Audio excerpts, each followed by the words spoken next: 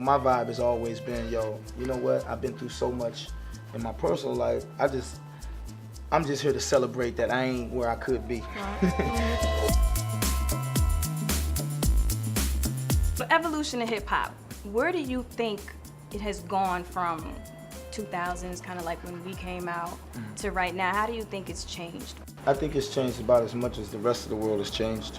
Obviously, when you look at mass media and everything that's going on, I don't think hip-hop is any exception of not being affected by everything else that's being affected with the internet and everything that plays into it. I'm not here to judge if it's in a good situation or a bad situation, because obviously hip-hop was created for the youth, by the youth. The youth has to make its same mistakes as we made when we were younger and growing up in it, and same as people before us. So I think it's on a broader scale now, as far as globally. I think it's definitely the more dominating music around the world. How do you think you've evolved from your sound, from country grandma? Well, it's hard too, because here you have your core fan base, and they appreciate what you brought to the table from the beginning. So, you know, my vibe has always been, yo, you know what? I've been through so much in my personal life. I'm just here to celebrate that I ain't where I could be.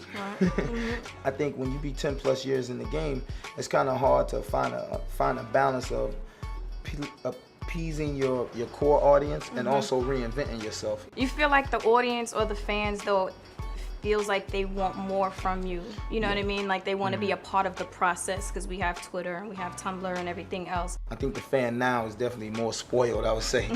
We grow so fast now, again, with the way the media is and the way that, you know, every artist is accessible, as opposed to back then when you only got a piece of that artist when they either did an interview or they were ready to drop an album. Now you're in that artist's life every day, by minute, by second, because some people tweet every day, all every day, all every day. Single picture, Hell yeah. Every event. So let's talk about the single. Yeah. Merry go round, go round. All Chris right. Brown. How did that happen? Did you wake up like, okay, I want to put Breezy on this? No, I was working with the interns, which is some young, energetic cats, and I love them to death. I wanted to work with them, so we got in, we hammered it out, we came up with a great idea that we thought would be dope.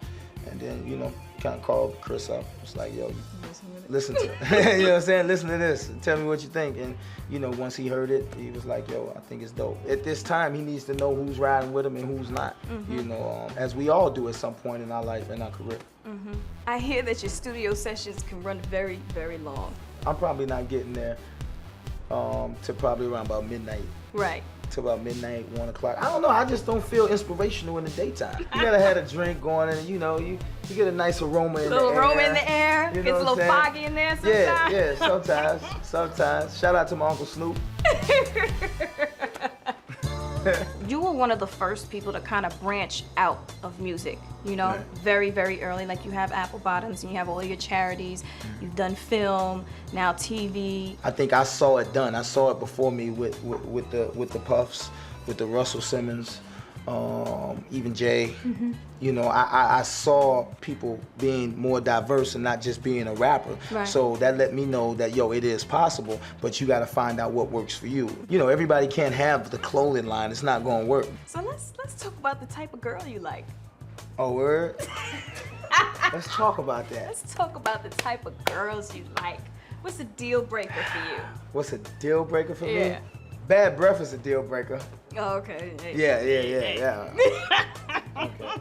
Someone who lacks the confidence within themselves to understand who they are. I think, I won't say that's a deal breaker, but I think we would definitely at some point hit that wall. And a nice set of thighs always helps.